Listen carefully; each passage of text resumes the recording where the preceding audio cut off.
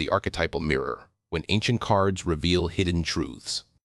In the autumn of 1961, a Swiss psychiatrist named Carl Jung was nearing the end of his life, yet his mind remained as sharp as ever. He had spent decades studying symbols, dreams, and the collective unconscious that he believed connected all humanity. In his final years, he became increasingly fascinated by something that most of his scientific colleagues dismissed as mere superstition: the tarot. What Jung discovered in those worn cards would challenge everything he thought he understood about the human psyche, and would eventually lead to one of the most puzzling questions in the history of psychology. Jung did not believe the tarot could predict the future in any literal sense. Rather, he became convinced that the cards functioned as a mirror to the human soul. Each image, each symbol, each figure depicted in those ancient illustrations seemed to correspond perfectly with what he called archetypal patterns. These were universal symbols and character types that appeared across every culture, every mythology, every religion throughout human history.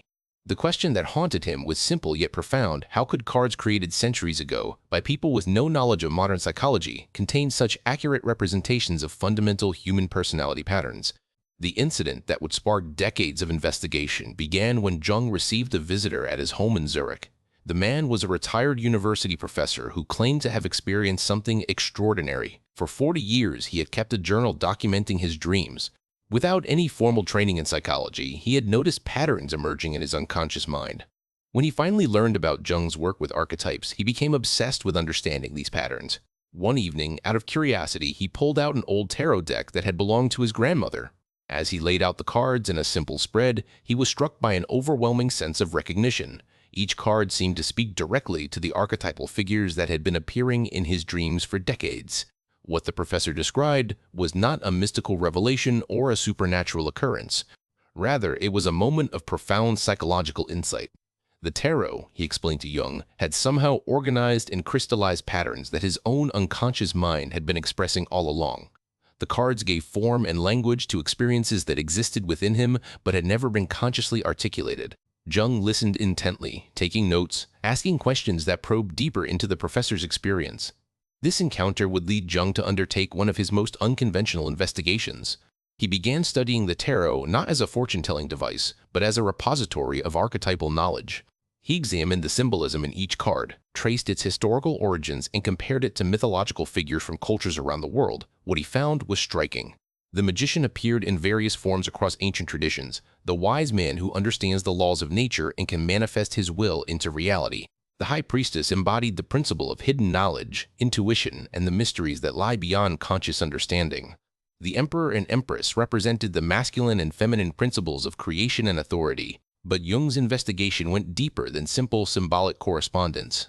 He began to understand that these archetypal figures were not merely abstract concepts. They were living patterns within the human psyche. Every person, Jung theorized, contained within their unconscious mind representations of these archetypal characters: the hero, the shadow, the wise old man, the innocent, the lover, the creator. These were not separate entities, but rather different facets of human consciousness that emerged in different contexts and at different stages of psychological development. The witnesses to Jung's research were his colleagues, students, and the thousands of individuals who sought his counsel over the years. Among them were artists, philosophers, scientists, and ordinary people struggling to understand themselves. Many reported similar experiences to that of the retired professor. When they encountered the tarot through the lens of Jungian psychology, they experienced moments of profound self-recognition. Patients in Jung's practice who had been stuck in psychological patterns for years suddenly found clarity when the archetypal nature of their struggles was revealed through the symbolic language of the cards. One particularly compelling case involved a woman who had spent years in therapy without making significant progress. She suffered from chronic anxiety and had developed a pattern of self-sabotage in her relationships. When Jung introduced her to the tarot as a tool for self-reflection, something shifted. She began to see her anxiety not as a pathological flaw, but as an exaggerated expression of the hermit archetype. The hermit, in its healthy expression, represents the need for solitude, introspection, and spiritual seeking. In her case, this archetype had become distorted, manifesting as social withdrawal and isolation. Understanding the archetypal root of her behavior allowed her to work with it consciously, rather than being unconsciously driven by it.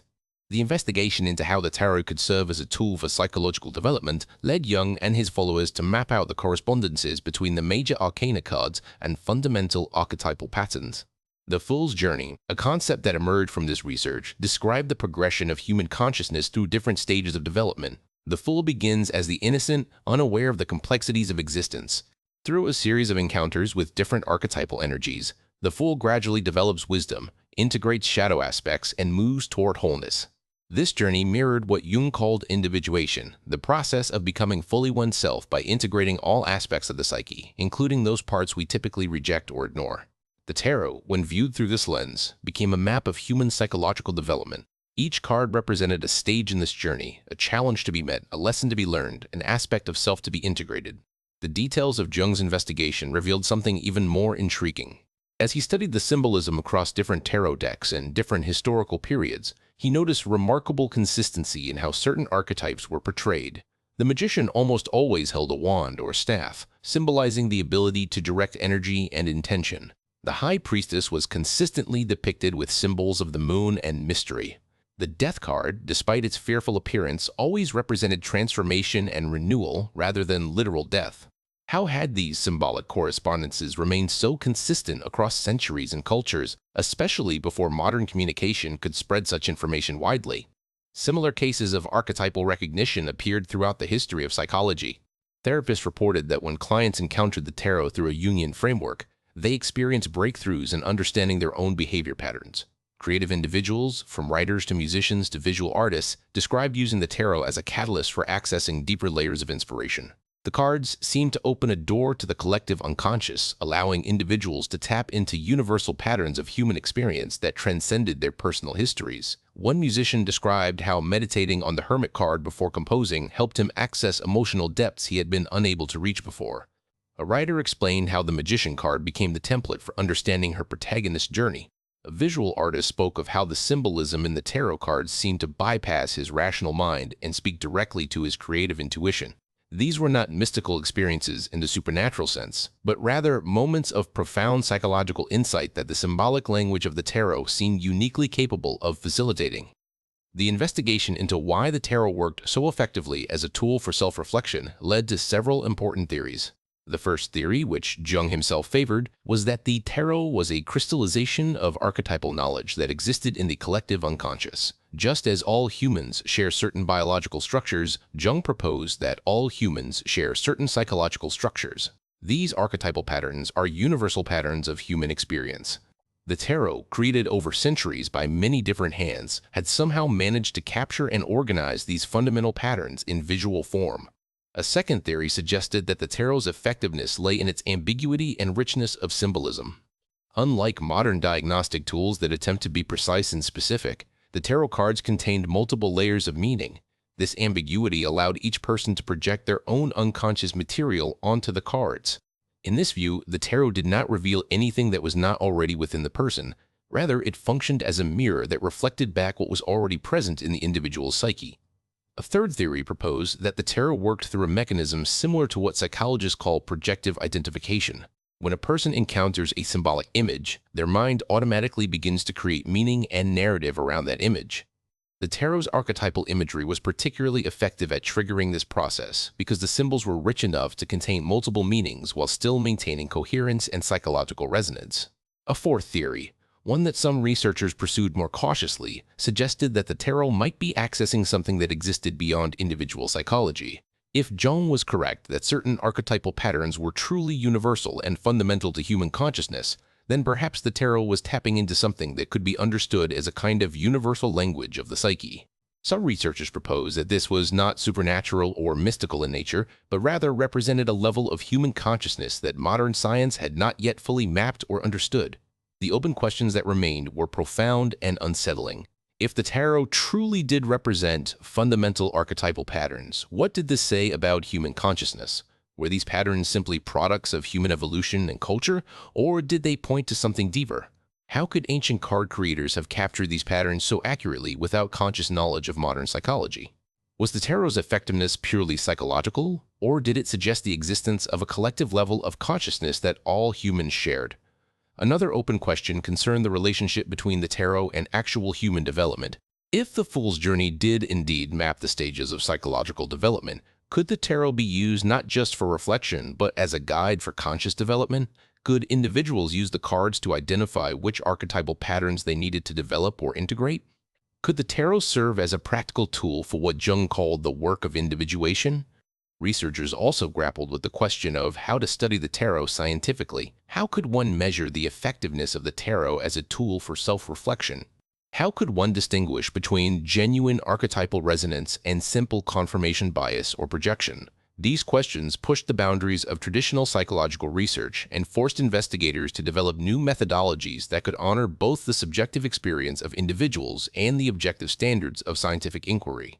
The practical applications of understanding the tarot through an archetypal lens proved remarkably diverse. Therapists began incorporating the tarot into their practice, not as a fortune-telling tool, but as a method for helping clients access their unconscious material. The cards became a bridge between conscious and unconscious, a way of giving form and language to psychological processes that were difficult to articulate through ordinary conversation.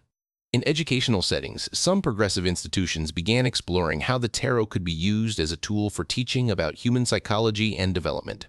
Students learned to recognize archetypal patterns not just in the cards, but in literature, mythology, history, and their own lives. This approach seemed to deepen their understanding of human nature and their capacity for empathy and insight. Artists and creative professionals discovered that meditating on tarot archetypes could unlock creative blocks and access deeper sources of inspiration. By consciously engaging with different archetypal energies through the cards, they found they could expand their range and depth as creators. The tarot became not a source of predictions about external events, but a map of internal landscapes that could be explored and developed. In the realm of personal development, individuals began using the tarot as a tool for self-reflection and psychological insight. Rather than seeking to know the future, they used the cards to understand themselves more deeply. By regularly engaging with the cards and reflecting on how they resonated with their current psychological state, individuals could track their own development over time.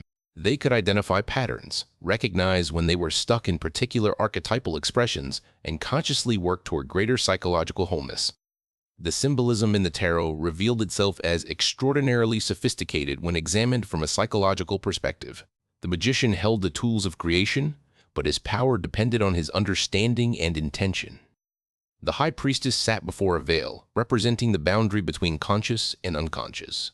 The emperor sat on a throne, representing authority and the masculine principle of structure and order. The empress embodied fertility, creativity, and the feminine principle of nurturing and growth. Each card was a complete psychological statement, containing within its image the essence of a particular archetypal pattern. The energetic levels that Jung and his followers identified in the tarot corresponded to different depths of psychological work. On the surface level, the cards could be used for simple divination or entertainment. At a deeper level, they could be used for personal reflection and self-understanding. At an even deeper level, they could be used as tools for accessing the collective unconscious and connecting with universal patterns of human experience. At the deepest level, some researchers proposed that the tarot could be used as a guide for spiritual development and the integration of the self with something larger than the individual ego. The animated portraits that modern interpretations of the tarot have created serve a similar function to the original cards, but with enhanced capacity to convey movement and transformation. By showing the archetypal figures in motion, in different contexts, engaged in different activities, these animations help viewers understand that these are not static types, but living patterns of consciousness. The magician does not simply exist as a figure holding tools. Rather, the magician represents a dynamic process of will, intention, and manifestation. The high priestess is not merely a passive keeper of secrets. Rather, she represents an active process of intuitive knowing and inner listening.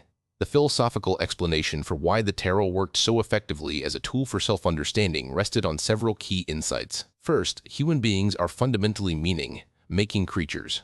We cannot help but create narratives and find patterns in the world around us. Second, the unconscious mind communicates through symbols and images rather than through rational language. Third, by engaging consciously with symbolic material, we can establish a dialogue between conscious and unconscious aspects of ourselves. Fourth, by recognizing archetypal patterns in our own psychology, we can work with them consciously rather than being unconsciously driven by them. The teaching content that emerged from this investigation emphasized that the tarot was not about predicting the future or determining one's fate. Rather, it was about understanding oneself more deeply and consciously engaging with one's own psychological development. Students learned to recognize how different archetypal patterns manifested in their own lives, in the lives of people around them, and in the stories and myths that shaped human culture. They learned that psychological health did not mean expressing only positive or desirable archetypal patterns, but rather developing the flexibility to access different patterns as circumstances required. The investigation into the tarot and archetypal psychology raised fundamental questions about the nature of human consciousness that remain unresolved to this day. If Jung was correct that the tarot represented a crystallization of universal archetypal patterns, what did this suggest about the structure of human consciousness itself? Was consciousness fundamentally shaped by archetypal patterns that all humans shared? If so, how could this be reconciled with the obvious diversity of human experience and individual difference? Some researchers propose that the answer lay in understanding archetypes not as fixed forms, but as organizing principles. Just as a musical scale provides an organizing structure within which infinite variations of melody can occur, archetypal patterns provided organizing structures within which infinite variations of individual personality and experience could occur. Every person expressed the hero archetype differently, but the underlying pattern of courage, challenge, and growth remained recognizable. The most intriguing aspect of Jung's investigation, the part that left researchers puzzled for decades, was the question of how the tarot had come to contain such accurate representations of psychological patterns that were not consciously understood until the 20th century. The cards had been created in medieval Europe, centuries before modern psychology existed. The people who created and used the cards had no knowledge of Jungian psychology or archetypal theory, yet somehow the cards contained within their symbolism the very patterns that Jung would later identify as fundamental to human psychology. This raised a question that both fascinated and troubled researchers. Was it possible that the creators of the tarot had access to knowledge about human psychology that had been lost or forgotten? Was it possible that ancient wisdom traditions had understood the structure of human consciousness in ways that modern psychology was only now beginning to recover? Or was it simply a remarkable coincidence that ancient symbolic systems happened to correspond so closely with modern psychological understanding? The investigation continues to this day. Modern researchers use sophisticated methods to study how the tarot affects human consciousness and psychology. They examine brain activity in people meditating on tarot cards. They study how exposure to tarot symbolism affects creative thinking and problem solving. They investigate the therapeutic applications of tarot in clinical settings. And they continue to grapple with the fundamental mystery. How did ancient cards come to contain such profound psychological wisdom? What remains clear is that whether one approaches the tarot from a purely psychological perspective or from a more spiritual one, the cards serve as a powerful tool for self-understanding and personal development. They provide a language and a framework for discussing aspects of human psychology that are difficult to articulate in ordinary terms. They offer a map of human consciousness that has proven remarkably durable and useful across centuries and cultures. The greatest mystery of all may not be how the tarot came to contain archetypal wisdom, but rather what this reveals about human consciousness itself. If all humans carry within their unconscious minds these universal patterns, if all humans can recognize themselves in these ancient symbols, if all humans can use these cards to access deeper levels of self-understanding, then perhaps the tarot is pointing to something fundamental about what it means to be human. Perhaps it is suggesting that beneath the surface differences of culture, personality, and individual experience, all humans share a common psychological structure, a common set of patterns and possibilities that define the human condition itself. The tarot remains, in the end, a mirror held up to the human soul. What each person sees in that mirror depends partly on what the cards show, but also partly on what the person brings to the encounter. The cards cannot tell us who we are, but they can help us see ourselves more clearly. They cannot determine our future, but they can illuminate the patterns and possibilities that shape our present and future choices. And perhaps that is precisely what makes them so valuable as tools for personal development and spiritual growth.